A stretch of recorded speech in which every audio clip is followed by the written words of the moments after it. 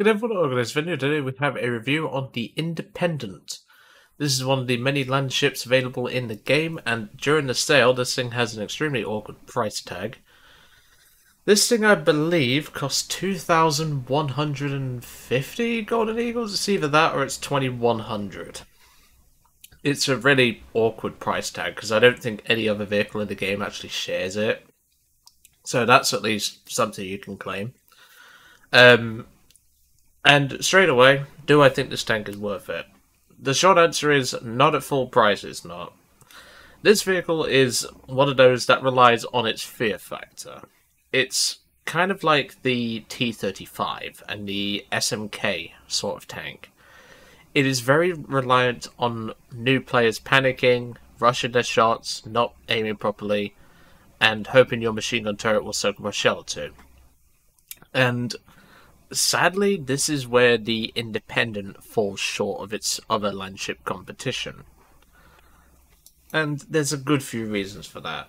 Number one, this is actually the oldest tank in War Thunder. I believe this tank is from 1928, and it perfectly replicates that in its design. The reason for this tank's unusual design is because they thought any future World War was going to be like World War One, hence the weird design. But yeah, this can definitely be unusual and can definitely catch new players off guard. But to experienced players, this isn't going to be anything out of the ordinary. It's just going to be like, someone's actually driving that thing? That's really all you're going to have said.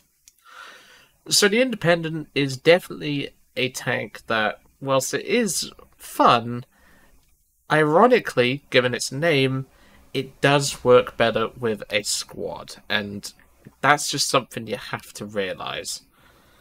And sadly, I don't think this thing is worth full price, purely because of its ability in battle. Its penetration is extremely lacking, and especially in a 2.3 match.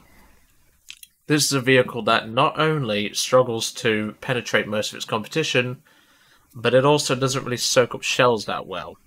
And for its asking price, I cannot recommend purchasing this thing at full price.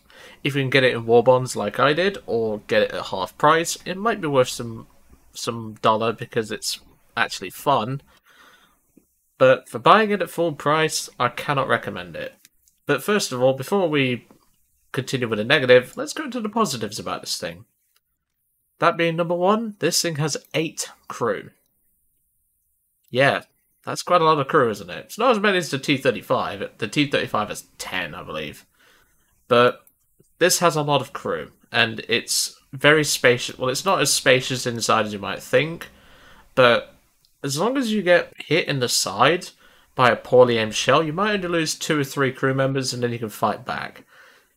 It's very capable in that regard with its survivability. Now, the only catch with that is when someone fires an APHE right here. This armor right here, fair enough, it has some sloping parts. This flat section right here, where I've deliberately put a teddy bear to say, don't shoot me, is extremely vulnerable to the Panzer IV's 75mm armor piercing round. What I mean by that is if we go to a Panzer IVC with the AP round, we fire right where the teddy bear sits. As you can see, it is extremely devastating. Not only does it take out the front 2 machine gunners and your driver, but it also takes out all 3 crew members and only leaves these 2 guys sat in the back. Whilst that will make you survive a shell, you won't survive the second one, and that's just something you have to live with. The main purpose of the Independent is to have its fear factor in a battle. If you're fighting an experienced player, they know exactly where to shoot, so your fear factor is irrelevant. But thanks to all these odd angles, turret armor, and, well, I should say machine gun turrets, side armor and stuff like that, all of these little increments can really affect a new player's judgment of where to shoot. They're not necessarily going to know to shoot for where the teddy bear is. Obviously, you won't have a teddy bear on your tank, unless you have decorations. But I just put him there because not only does it demonstrate, well, you can customize vehicles in this game, but also it just gives the tank a bit more character. It's why I put a leprechaun hat on the top of a British tank, because not only will it make some of the Brits that watch these videos quite annoyed, but also I've put stuff like the Valentine's Day teddy bear, I've put the Viking hat, I've also put the Battle Pass box and one of the boxes from the Twitch drop event about a year ago now. And I just wanted to give the tank a bit more character. Obviously, some of these decorations you won't have, but it's just, for me, this tank has a lot of character because of how unique it is. Not only is it the oldest tank in the game, but also it's just extremely fun to just rock around the corner into a bunch of new players who are like, what the heck is that ugly thing? And just start picking them off with a 3-pounder. Because this is also the only tank in the game, as far as I know, with the 47mm Ordnance QF 3-pounder. Typically, the average player in Great Britain will use the 2-pounder, not the 3-pounder. The 3-pounder is quite an old gun. I believe this was ripped off an old ship in order to be used on this tank. And we can see that in its penetration. You only have one form of shell, which is armor-piercing high explosive. This does actually mean Britain doesn't have just APBs or APCBC shells with no explosive filler like many people think. There is actually quite a few 2-pounders now, which have the APHE round, and of course this is another tank that has that ability. This shell has 15 grams of explosive mass. Obviously it is a bit more an explosive in terms of TNT equivalent, and whilst the shell doesn't pack much punch, the rate of fire is perfectly acceptable. The penetration, however, is not, at just 49mm of penetration. This means that not only are you going to be struggling against the majority of vehicles in a up tier, but you might even struggle to pen stuff at your MBR, so not fun. And of course, you do have access to the plethora of 7.7 Vickers machine guns. Those really need no introduction. A little side note and a little bit of history fun fact, this back turret here can actually be used to shoot an aircraft. Of course, it was a little bit different to how it works in game, but you can actually shoot at planes for these turrets. They have good elevation. The 47mm does have 4 degrees of gun depression, which is pretty poor, but it does have 20 degrees of gun elevation, which is perfectly acceptable. But enough about that, let's cover the final part, which is the mobility. You may think of something of this size, it is not actually that fast, but it is. It has pretty decent power to weight for how big it is, and its top speed is relatively acceptable at 19.9 miles per hour. That's almost 20 miles an hour. The reverse speed, however, is a bit of a disappointment, but given how large this thing is, and not only that, its small-ass gearbox, don't expect much. But as I said, if you're looking for something with a bit of character, this is definitely the tank for you. But does that mean it's bad? No. Just the problem is that when you get a 2.3 match, you will get your arse handed to you, and that's just unfortunately how some tanks work. But given the character that this tank has, and plus its history, for those who are collectors, this thing is an absolute buy. Obviously, don't buy it at full price. Just don't. But if you get it in war bonds like I did, you'll definitely have your fun. So, let's get into the match. And yes, the boxes on the top of those turrets do rotate. I do love that. That definitely adds to the character of this tank. I've also put on the decal for hotbox over the engine, because if you get hit by anything in the engine, it catches on fire. And also man of war on the side, because after all, this thing is a landship. It needs to be one well, it needs to be at least acting like one. So, ironically, as I said in the replay description and also the title of this video, this is a tank that works better in a squad. You can have several tanks backing up with 2-pounders, you can have several tanks, including the Germans, backing it up with HVAP spam if you want to, and it really makes playing this tank a lot easier if you play it with squad mates. And as a result, it is definitely a fun tank when you get some friends together and you just go out for a bit of fun. It got so bad when I was playing this tank in a squad of 4, I got called a seal clubber for playing this tank specifically. Because apparently the Independent is a clubber's tank. No it ain't. That's all I'm saying. So in this match, this was a 2.0 match, this was not a 2.3 match. And at the minute, I'm using the tank's good mobility to get into a good position. As you can see, the mobility is perfectly acceptable. It is getting to positions very quickly, to say how large it is. But of course, this is where a new player is about to have the shock of his life. There's an M2A4 just round the corner, and he is relatively new to the game, at least when I looked at his player card after the match. And I come round the corner, and well, he doesn't directly see me, but I'm fairly certain he was at a gun sight at that point, and just happened to look to the left and thought, oh crap, that's kill number 1. And this is where I do a bit of poppy kicking.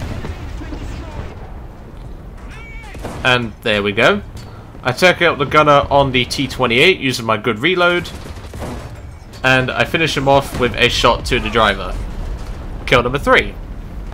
And no, I am not sorry for killing that L3. That thing can kill me very easily. So, I don't care about the poppy kicking in this regard. The M4 or the M13 driver here is just too slow on the trigger, and that enables me to get kill number 4. I spot this BT5 in the cap. That gets me kill number 5, and soon enough I'm going to make my way over to the B point to start capping.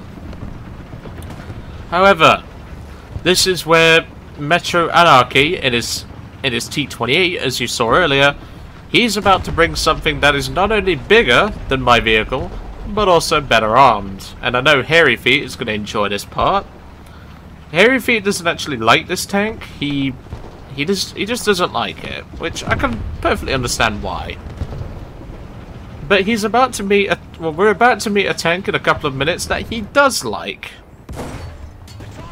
Not that though. Not the BT7M. I don't think he's ever played that one. Kill number 6. So I decided to get into the cap now, and now I'm going to begin capping. Unfortunately, there is no Vickers K machine gun anti-aircraft work in this match. I'm sorry to report that, but you never know. I've got to do this thing as a premium series episode eventually. I might use it as an SPAA for a video. We'll see. But this tank is hilariously fun when you get some friends together. It can be stressful if you're fighting Germans, but if one of your mates brings a German tank along, you make this thing so much easier to play. So now I'm going to spin around and make my way towards the A point, because the A point is currently being capped. I would try and make my way towards C point, but I don't really see a point at this moment in time. Because at the minute, the A point is... I meant the C point when I said that. The A point is currently being capped, and there's really no point of me driving all the way across the map just to go and cap C, then drive all the way back to A. So, yeah, I figured I'd leave it. So here we actually see quite a rare tank, the American MA armoured car. Wasn't really sure where he was, but of course I stopped right there and put a shot in, which he somehow survives that, but of course a teammate comes along and finishes him off, so I get an assist. However, this is where we're about to run into the thing that is actually bigger than my tank. I know what you're thinking. What the fuck kind of tank is bigger than this thing? This thing is the size of a small destroyer. What on God's green earth is bigger than this?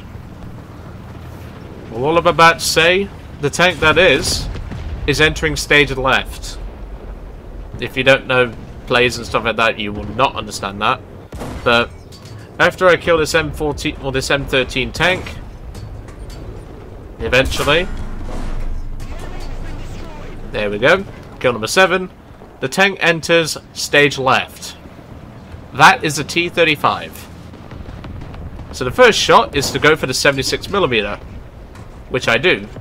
I then go for the 45 there, and right as I'm about to kill the tank, my teammate in the Panzer 35 finishes it off. But I declare that a win for the Independent. So we've not only sunk their battleship, but also we're winning this match still. It's at this moment, however, where my time is soon to come to an end in this match. And as you'll see, even though my team was in a position to help, they just chose not to. Moving up, I'm trying to get into the cap to go and deal with the enemy vehicle over there, but someone's brought the Hungarian Toldi. I believe it's Hungarian. Is it Hungarian? I can't remember. I honestly don't remember that tank. It's the Toldi 2A. And as you'll see, my team is about to come around the corner to come and give me a hand. But unfortunately, my team are just not going to help me. I start trying to bring the gun round. The team just sits around, doesn't really shoot at them. And the Toldi executes me. And that is the end of my run.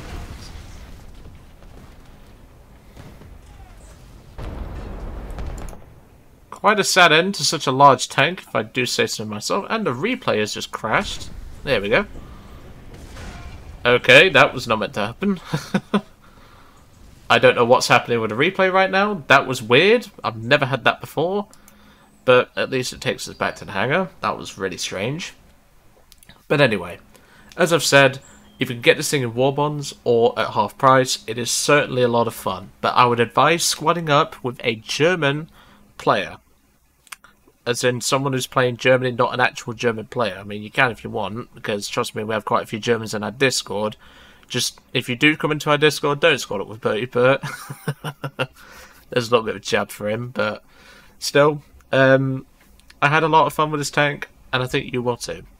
But anyway, I'm going to let you guys off. I hope you enjoyed today's review on the Independent, and I will catch you all on the next one.